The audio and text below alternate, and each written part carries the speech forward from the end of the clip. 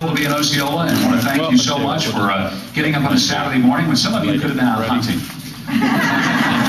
and probably wanted to be. I'll call you back. We went out pheasant hunting the other day, had a great time. Only the second time I'd ever been pheasant hunting, and both times were in Iowa, both times out on the same reserve, both times with this magnificent dog named Dude. And one of the greatest things about the hunt was that we were able to give Dude worldwide publicity. And his picture now has been in about every magazine and newspaper all over the world. And I think that's been the greatest thrill. I told Tony that maybe my contribution to the hunting world of Iowa was elevating this dog to world status, because he is absolutely fantastic. And I normally duck hunt. I had to get my mindset that pheasant hunting is the polar opposite of duck hunting. Because in duck hunting, the hunters are camouflaged and basically concealed, and it's the ducks that are exposed. Pheasant hunting, it's the birds that are concealed, and the hunters are exposed. Pheasants go up, ducks come down. Hopefully the pheasants come down too after the shoot. By the way, there was a story that was circulating. I got to correct this, because there was a story that got out on blogs yesterday, and it said that we shot our shotguns over the heads of some reporters who were following us. And I want to tell you that simply didn't happen. And I can tell you why it didn't happen. First of all, we didn't do it. We never got anywhere closer than a 45-degree angle. We specifically knew that there were some reporters that were about 800 yards away, not 75. But the other thing was that, let me just assure you guys, if we'd have shot at those reporters, the guy wouldn't have written the story.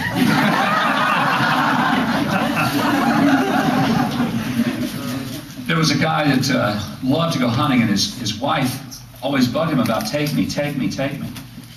And he didn't want to do that because, you know, sometimes guys just want to have a guy thing.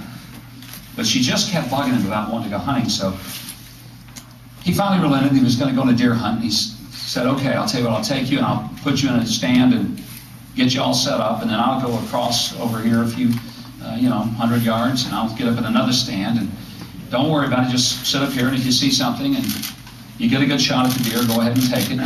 And if I hear the gunshot, then I'll come over and help you bring it in. So he wasn't expecting her to really see anything, certainly not expecting her to shoot a deer. He got over, set up in his stand. He hadn't been over there too long, and all of a sudden, he hears the crack of the rifle. And he hears her screaming, saying, I got him, I got him, I got him. And oh, she's just screaming out how excited she was. He thought, no way, no way. He hadn't been there much longer, and all of a sudden, he hears another crack of a rifle, and this time his wife again is saying, I got him, I got it. And she's so excited, it's all this just thrill going on. So finally, he just couldn't stand it any longer, so he got out of his stand and he headed back over there. And just as he got there, he heard another voice, the voice of a man, in conversation with his wife. And what he heard was, okay, lady, you got him, fair and square, but if you don't mind, let me get my saddle off of him before you take him on in. No, that's not politically correct, I understand. It won't be the first or the last thing that I'll ever say that'll get me in a whole lot of trouble. I want to say how much I appreciate your giving me an opportunity to visit with you this morning, as we're just a few days away from the Iowa caucuses. What a great opportunity it is for Iowa to make an incredible statement to the country and to the rest of the world about the future of politics in this nation. A lot of people get tired of it, sick of it, cynical about it, and I can understand every bit of that. Because the truth is, politics can get pretty brutal sometimes. If you've been watching some of the television ads of the last few days, you probably have seen nothing but just almost relentless attack ads. A lot of them aimed at me. It's not the most pleasant position to be in. Some of them from Mitt Romney, the others from a Washington special interest group, where hundreds of thousands of dollars flow in, a lot of it from Mitt Romney's big supporters, and they get money in turn used against me. And I know that sometimes people say, well, what about all those things? Well, first of all, if I believed even half the stuff that's in some of those ads, I probably wouldn't even vote for myself, much less expect you to.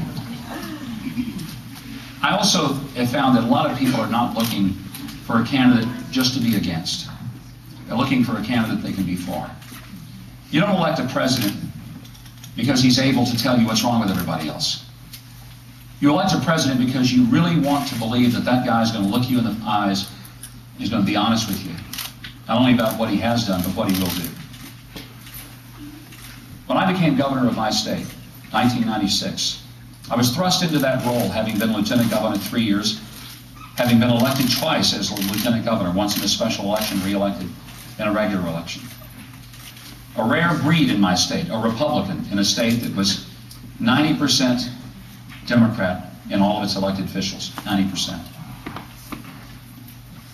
It's such a rare thing that when I got to the Capitol, they were very excited to see me. Nailed my door shut from the inside. Literally, nails in the door frame. I couldn't open the door. That was the way of saying, well, you're here, but we don't really appreciate it. My door remained nailed shut for my first 59 days in office. And finally, there was enough of a public outcry that the nails were removed and I was able to occupy the office of lieutenant governor. 3 years later, when my predecessor was convicted of Whitewater-related felonies and forced to resign, then I became the 44th governor of Arkansas. From the very first day that I was in that office, I believed that it was my responsibility and my duty to ask myself every day, what are we going to do in this office today that's going to help that 7-year-old kid having breakfast in Dermot, Arkansas? And I know that doesn't mean anything to you. You don't know where Dermot, Arkansas is, but it's a little town in the Arkansas Delta. And the reason we just kind of came up with the idea of a 7-year-old kid in Dermot was because Dermot is in the heart of the Arkansas Delta, one of the most impoverished regions, not just in Arkansas, but in the country. In the heart of the Mississippi Delta, bordering on Arkansas and Mississippi, where poverty is intense, unemployment is high, education is a great challenge. For many, many years, there's been a transition in the economy and the lifestyle there. And we figured that a kid growing up in Dermot has about as big a challenge as anybody probably would. Great people down there. They do the best they can with what they have. But we had to ask ourselves every day, is what we're doing in this office going to help that kid have a better future? And that was the criteria about whether or not we believed we were successful in the governor's office. And over the 10.5 years that I was governor, we determined that that kid would have a better education system, that he wouldn't waste his time and his parents' money and your money, taxpayers' money, to spend 13 years in an education system and still be functionally illiterate.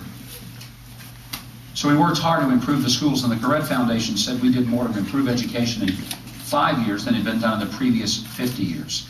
We raised the standards. We measured for how well we were doing against those standards, and we held accountable all the stakeholders in the entire system. We increased teacher pay because teachers should be paid more, but we expected more, and we got more. And test scores in every grade for every kid went up every year that we raised those standards. We knew that a lot of people were on welfare but wanted to go to work. This myth that people are on welfare because they want to be on welfare is nonsense. That means people don't know the folks who are actually poor. Nobody who's poor wants to be poor. Nobody on welfare really wants to be on welfare. People want to be independent. They want to be self-sufficient. But often the system we had kept people in the hole because it didn't let them out. And there were parents who would love to get out of the system. But if they did, their kids would lose the medical coverage they had in Medicaid because it would put them in an income bracket that made them ineligible. Well, we knew we needed to reform the welfare system. And during my tenure as governor, we took half the people off of welfare and got them into jobs. 50% reduction in the welfare rolls. But it wasn't just getting them off welfare, it was actually giving them a chance to live a better life. It's easy to turn the spigots off. What's more difficult and challenging is to give people an opportunity to stand on their own 2 feet and to live with the kind of pride and the dignity that every single person really wants deep down inside. And so we created a program called the Our Kids First program. It was the first of its kind in the nation, a unique program that offered parents transition so that even though they had paid responsibility and shared responsibility in their children's health care, their children were able to receive preventive and primary health care. It was a partnership between what the state could do and what the parents could do. And it not only gave their kids health care, it gave the parents the dignity and the capacity to believe that they were a part of it. And it's what made it possible to reduce the welfare rolls by half. But more importantly, it gave that 7-year-old a chance to go to the doctor when he was sick and not have to wait until he was so sick that the only place he could go was the emergency room at 2 o'clock in the morning. Turned out it's less expensive. It's also more effective. So the life of that 7-year-old got better in his school and got better in his health care. We knew that the roads all over our state was some of the worst in the country. Truckers Magazine said